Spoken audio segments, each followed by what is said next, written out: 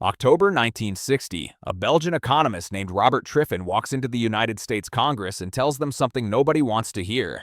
The dollar will collapse. Not maybe, not possibly, it will collapse. It's mathematically inevitable. He explains the trap. The world needs dollars for trade, so America must run deficits to supply them. But run deficits long enough, and the currency becomes worthless. You're damned if you do, damned if you don't. It's a trap. Congress ignores him. 11 years later, August 15, 1971, President Nixon ends the dollar's convertibility to gold.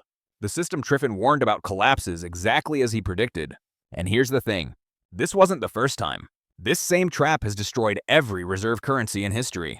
The Spanish silver real dominated global trade for 200 years, collapsed. The Dutch guilder financed European commerce for centuries, collapsed. The British pound ruled the world's economy for 130 years, collapsed. All from the same trap, all followed the same 5 stages.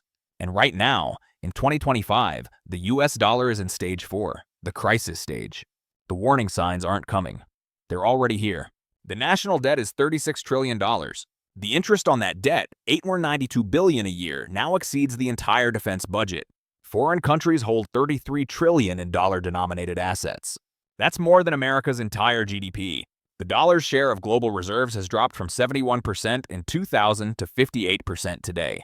China and Saudi Arabia are trading oil in yuan. BRICS nations are building alternative payment systems. Central banks are buying gold at the fastest pace since 1967. This isn't conspiracy theory. This is data. This is math. And the math says the same thing it said to Spain in 1680, to the Netherlands in 1780, to Britain in 1945. Your time as reserve currency is ending. Here's how the trap works. 5 stages. Every reserve currency follows them. Stage 1, emergence. You become the dominant economic and military power. Your currency becomes trusted for global trade. Stage 2, liquidity provider. The world demands your currency. You must run deficits to supply it. Seems like free money. Stage 3, deficit addiction. Your economy restructures around deficit spending. Manufacturing moves offshore. You become a consumption economy. Stage 4, financial crisis. The deficits become unsustainable. Confidence erodes. Alternatives emerge. Stage 5, collapse. Reserve status lost. Economic crisis. A new currency takes over. Spain went through all 5 stages. The Netherlands went through all 5 stages. Britain went through all 5 stages. The dollar is in stage 4 right now.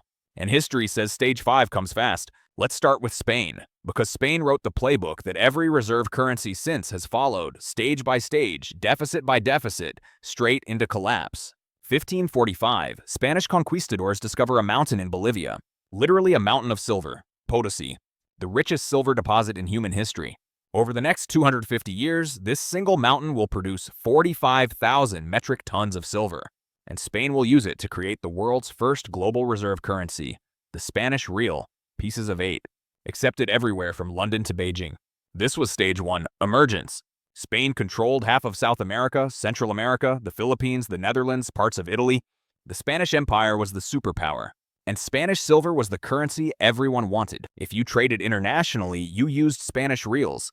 They were trusted. They were standardized. They were backed by an endless supply of silver from the New World. Spain had won the reserve currency lottery.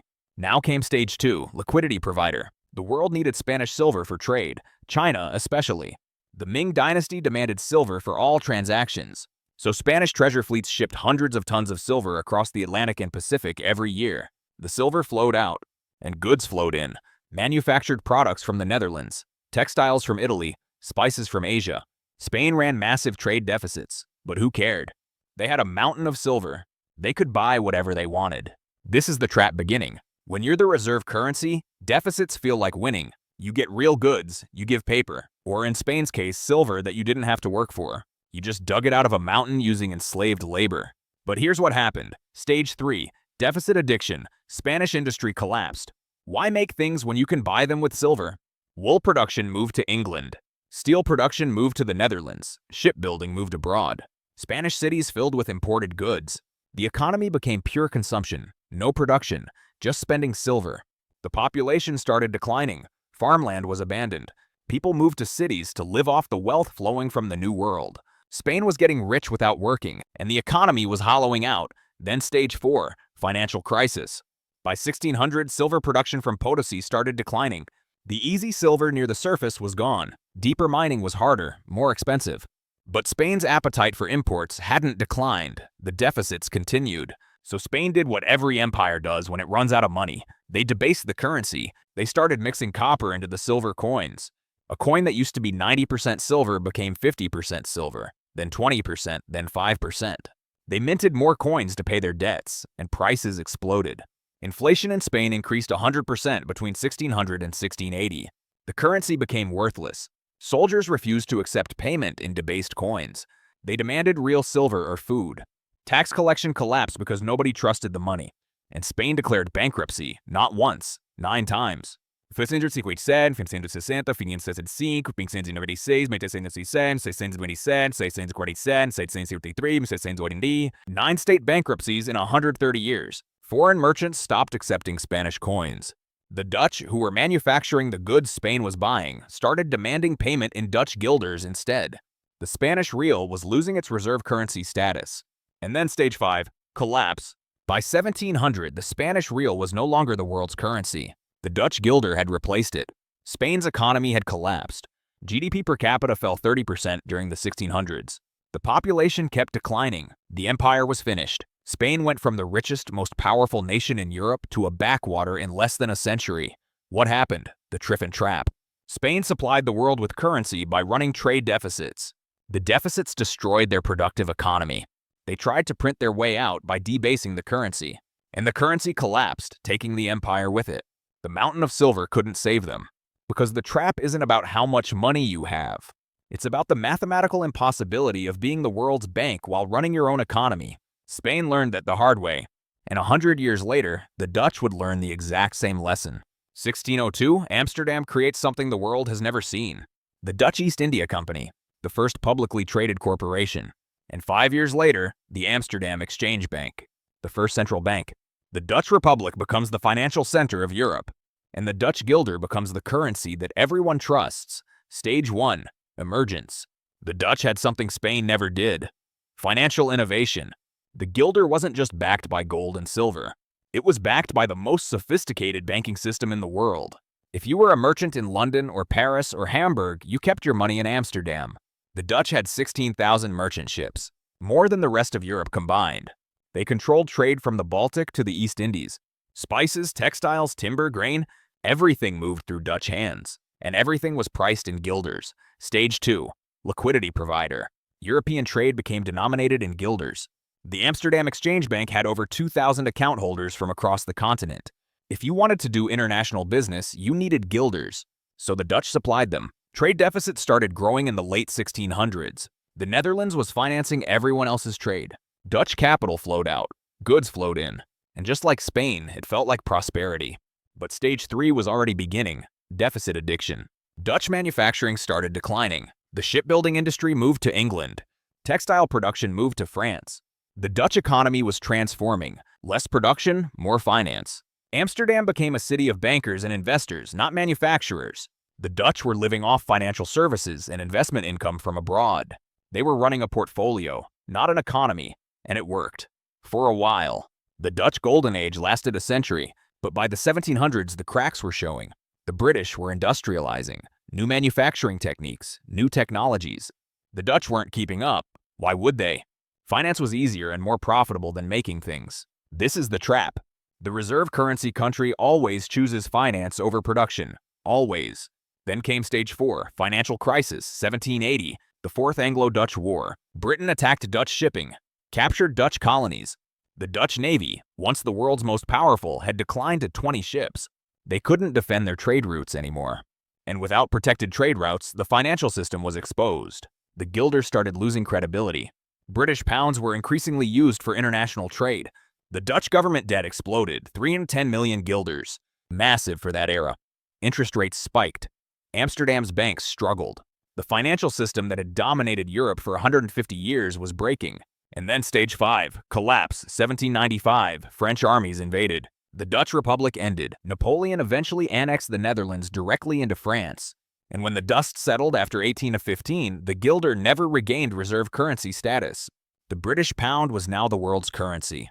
The Dutch had followed the exact same pattern as Spain, became the reserve currency. ran deficits to supply liquidity, hollowed out the productive economy, tried to live off finance, and collapsed when confidence broke. Two empires, two reserve currencies, two collapses, same trap, same stages, same ending. And the British were about to learn they weren't immune either. 1850, Napoleon is defeated. Britain stands alone as the world's superpower. The Royal Navy rules the seas. British industry produces half the world's coal, half the world's iron. London is the financial capital of the world. And the pound sterling, backed by gold, becomes the global reserve currency. Stage 1. Emergence. The pound was trusted. The Bank of England was the most credible institution on earth. If you wanted to trade internationally, you used pounds. By 1870, 60% of the world's currency reserves were pounds. Britain controlled a quarter of the planet. The empire worked. And the Pax Britannica began. Stage 2. Liquidity provider. For 99 years, from 1815 to 1914, Britain provided the world with pounds. Trade deficits grew. But it didn't matter because the empire generated income. India paid for its own administration. The colonies sent wealth back to London. British banks financed projects on every continent. The system seemed sustainable. Britain was rich, and the pound was gold. Then 1914, World War I. The war that broke Britain. Stage 3 had already been happening quietly. Deficit addiction. British manufacturing had been declining since the 1880s. Germany and America were industrializing faster. By 1913, Britain produced only 14% of global manufacturing, down from 32% in 1870. The British economy was shifting. Less production, more finance. Living off empire, wealth, and financial services. The industrial workshop of the world was becoming the banker of the world. Sound familiar? And then the war. 4 years, 886,000 British soldiers dead. The cost, £35 billion. In today's money, $19 trillion. Britain entered World War I as the world's largest creditor nation. Countries owed Britain money. Britain exited as a debtor. Now Britain owed money, primarily to the United States, for $7 billion. Everything had changed, but it got worse. Britain won the war, and as a reward, the empire got bigger. The League of Nations gave Britain mandates over Iraq, Palestine, Jordan, parts of Africa. More territory to defend. Less money to defend it with. This is stage 4. Financial crisis, the 1920s. Britain tried to cut military spending, but the commitments didn't shrink. Britain still had to defend Europe, the Mediterranean, the Middle East, India, Africa, Southeast Asia, the Pacific. Impossible. 1925. Churchill made a catastrophic decision. Return the pound to the gold standard at the pre-war rate. Overvalued. Trying to restore the pound's prestige, it backfired. Made British exports expensive. Deepened the economic crisis. 1931. Britain forced off the gold standard. The pound devalued 25% overnight. The credibility was broken. And then 1939, World War II. 6 years, another 450,000 dead. The cost, £120 billion, $7 trillion in today's money. Churchill knew Britain couldn't afford it. He called it fighting above our weight. But what choice was there? Let Hitler win. So Britain borrowed. From America, from Canada, sold assets, liquidated investments, fought on every continent, and won. 1945. Victory. The Nazis defeated. The empire still standing, and Britain was completely, totally, utterly bankrupt. The national debt was 270% of GDP, the highest in British history. The economy was shattered, cities bombed, industry damaged, the people exhausted. This was the breaking point, 1944. While the war was still raging, the Bretton Woods Conference. 44 nations met in New Hampshire, and they decided the dollar, not the pound, would be the world's reserve currency. Britain was done. Stage 5. Collapse. It happened in stages. 1947, India and Pakistan independence. The crown jewel, gone. Why? Britain was broke. Couldn't afford to keep it. 1949, pound devalued 30%. From $4.03 to $2.80, humiliating. 1956, Suez Crisis. Egypt nationalized the canal. Britain and France invaded to take it back. Militarily, they won. But America said no. Eisenhower threatened to destroy the pound by selling U.S. sterling reserves. Britain withdrew. The message was clear. Britain was no longer independent. Couldn't act without American permission. The empire was over. 1967, another devaluation, 14%. The pound kept falling. 1976, the final humiliation. Britain went to the International Monetary Fund for a bailout. $9 billion. The IMF imposed conditions, spending cuts. The former empire begging. By 1980, the pound was only 10% of global reserves. Today, 5%. Britain followed the exact same pattern, emerged as reserve currency, provided global liquidity through deficits, hollowed out the industrial base, faced financial crisis, lost reserve status, collapsed. 3 empires, 3 currencies, 3 collapses. Same trap. And now the 4th empire is in the trap. The United States of America, 1944, Bretton Woods. While World War II still raged, 44 nations gathered and decided the future. The dollar would be the world's reserve currency. Backed by gold at $35 an ounce, America had everything. 50% of global GDP, 80% of the world's gold. The only economy not destroyed by war. Stage 1, emergence. The dollar era began. Marshall Plan sent $13 billion to Europe. Dollars spread everywhere. NATO created. U.S. bases in Europe, Asia, the Pacific. The troops never came home, and the world needed dollars for trade. Everything worked. Until 1960, Robert Triffin walked into Congress. He showed them the math. U.S. gold reserves $17.8 billion. Foreign dollar holdings $21 billion. Already more dollars abroad than gold to back them. And it would only get worse. The world economy was growing. Growing economies need more currency, more dollars. The only way to supply dollars? Run deficits. But run deficits forever and the gold backing becomes a lie. This was stage 2. Liquidity provider. Congress ignored Triffin. The 1960s, Vietnam War, Great Society programs, foreign aid, military bases everywhere. Trade deficits growing, more dollars flowing out. And by 1968 crisis, the London gold pool collapsed. Foreign governments were exchanging dollars for gold. The U.S. gold reserves were draining. $17.8 billion in 1960, $10 billion by 1971. Foreign dollar holdings, $80 billion. August 15, 1971. Nixon closed the gold window. No more convertibility. The dollar was now pure fiat currency, backed by nothing but trust. Triffin had been right. 11 years after his warning, the system collapsed exactly as he predicted, but the dollar stayed dominant. Why? The petrodollar, 1973, oil crisis. Saudi Arabia agreed to price oil in dollars only. Every country needed oil, so every country needed dollars. The trap continued, just without gold. Stage 3, deficit addiction. The 1970s, 80s, 90s. Manufacturing left America, first to Japan, then to China. Factories closed, Rust Belt created, the economy transformed. 1970, manufacturing was 24% of GDP. By 2000, 15%. Finance grew, services grew, consumption grew. America became the buyer, China became the maker. Trade deficits exploded. 1971, negative $2 billion, first deficit of the 20th century. 1980, negative $25 billion. 1990, negative $109 billion. 2000, negative $379 billion. Every decade worse. But it didn't matter. The world still needed dollars for oil, for trade, for reserves. America could buy everything and pay with printed money, exorbitant privilege. And then came stage 4, financial crisis. It started quietly. 2001, current account deficit $389 billion. 2006, $807 billion. Almost 6% of GDP, unsustainable. 2008, financial crisis, originated in America, subprime mortgages, Lehman Brothers, global panic. The Federal Reserve's response? Print money. Quantitative easing. QE1, $1, $7 trillion. QE2, QE3. The Fed balance sheet grew from $800 billion in 2007 to $4, $5 trillion by 2015, creating dollars out of nothing, and the world started noticing. China became the world's largest manufacturer in 2010. The factory of the world wasn't America anymore. 2013, China proposed Belt and Road, alternative infrastructure, alternative finance, building a world that didn't need dollars. The dollar's share of global reserves started falling.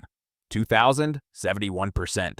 2010, 62%, 2020, 59%, 2024, 58%, slowly, then faster, then 2020. COVID. The Fed printed $5 trillion in 2 years. 40% of all dollars ever created printed in 24 months. Stimulus checks, corporate bailouts, free money everywhere. And in 2022, inflation hit 1%. The highest since 1981, the currency was losing value.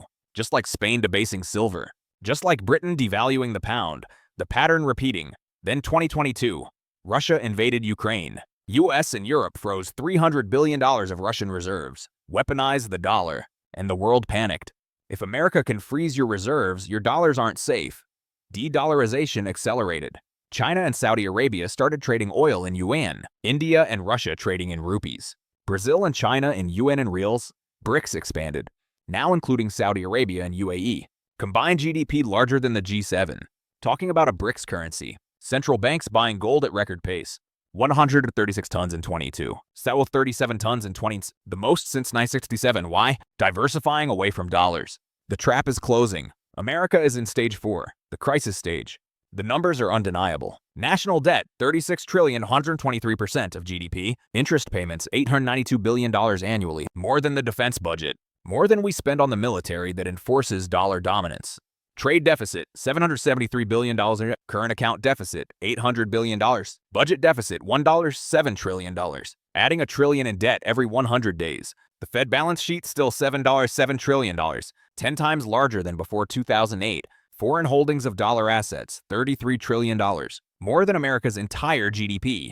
This is the trap, Triffin's trap, the same trap that killed Spain, the same trap that killed the guilder, the same trap that killed the pound. And the dollar is in it right now, stage 4. The question isn't if stage 5 comes. The question is when. 4 reserve currencies, 4 collapses. Let's put the timeline side by side. Stage 1, emergence. Spain, 50 years to dominance. Netherlands, 50 years. Britain, 55 years. America, 16 years. Notice something? Each cycle faster than the last. Stage 2, liquidity provider. Spain, 50 years. Netherlands, 70 years. Britain, 44 years. America, 11 years. 1 decade of uncontested dominance, that's it. Stage 3, deficit addiction. Spain, 50 years. Netherlands, 60 years. Britain, 34 years. America, 29 years. The hollowing out. Stage 4, financial crisis. Spain, 40 years of currency debasement and collapse. Netherlands, 30 years of declining power. Britain, 31 years from WWI to losing reserve status. America, 23 years so far from 2001 to now. We're here, right now, stage 4. Every warning sign present simultaneously. Persistent trade deficits, check. Deindustrialization, check. Manufacturing dropped from 24% of GDP to 11%. Financialization, check. Finance now 21% of the economy. Currency debasement, check. The Fed printed 40% of all dollars in 2 years. Inflation episodes, check. 1% in 2022. Declining reserve share, check. 71% to 58%. Alternatives emerging, check. UN, BRICS currency, digital currencies. Geopolitical rivals challenging the system, check. China, Russia, Iran. Debt exceeding 100% of GDP, check. We're at 123%. Interest costs exceeding defense spending, check. $892 billion versus $886 billion. Even allies diversifying, check. Europe, Japan, Korea, all reducing dollar holdings. This has never happened before. All 12 warning signs simultaneously, for the first time in history. Here's the mathematical certainty. Global trade grows 3 to 4% annually. Reserve currency must grow with it. To supply currency, America must run deficits equal to global reserve demand. Current requirement, $500 to $800 billion deficit per year. Current actual deficit, $800 billion. We're at the maximum sustainable rate. But the debt is $36 trillion. Interest costs are $892 billion annually at current rates. If rates go to 5%, interest costs become $1, $8 trillion. That's 7% of GDP just on interest. Impossible to sustain. The trap is mathematical. Foreign countries hold $33 trillion in dollar assets. That's on 9% of US GDP. In 1960, when Triffin testified, foreign holdings were 120% of GDP. He said that was the breaking point. We've exceeded it. Every empire that maintained commitments it couldn't afford went bankrupt. Every empire that debased its currency to pay for those commitments faced collapse. Every single time. No exceptions. Spain thought silver was infinite. Collapsed. Netherlands thought finance was forever. Collapsed. Britain thought the empire would never end. Collapsed. America thinks technology makes us immune. We're not. The pattern doesn't care about aircraft carriers. Doesn't care about nuclear weapons. Doesn't care about Silicon Valley. It cares about math.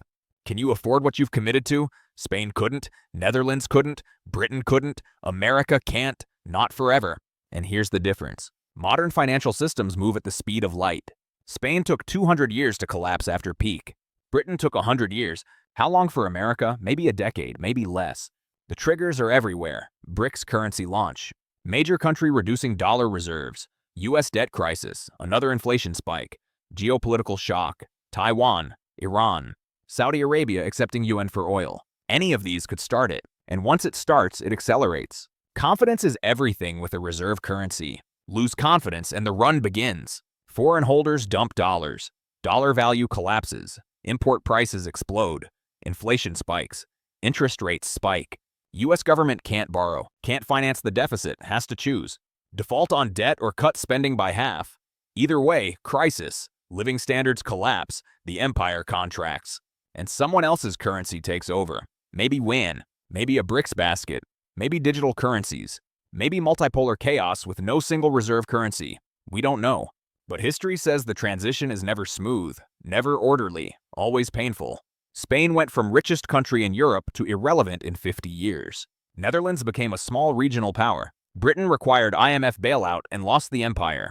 What happens to America? Robert Triffin told us in 1960, the system will collapse. It's mathematically inevitable. The only question is whether the collapse is orderly or chaotic. He predicted the dollar would leave gold. Correct. He predicted persistent deficits. Correct. He predicted foreign dollar accumulation. Correct. $33 trillion worth. He predicted confidence crisis. Beginning now, he predicted collapse. Stage 5. The only stage left, 4 reserve currencies. Same 5 stages, same trap, same ending. The Spanish real ruled for 200 years. The Dutch guilder for 150 years. The British pound for 130 years. The US dollar for 80 years so far. The pattern says time is running out. This isn't a prediction, this is history. Repeating. Like it always does. Check the deficits, check the debt. Check the reserve data. Check the gold purchases, check history. The trap is closing, Triffin's trap.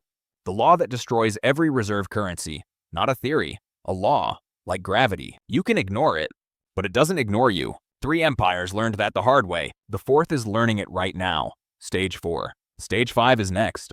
And Stage 5 doesn't wait for permission. It just happens.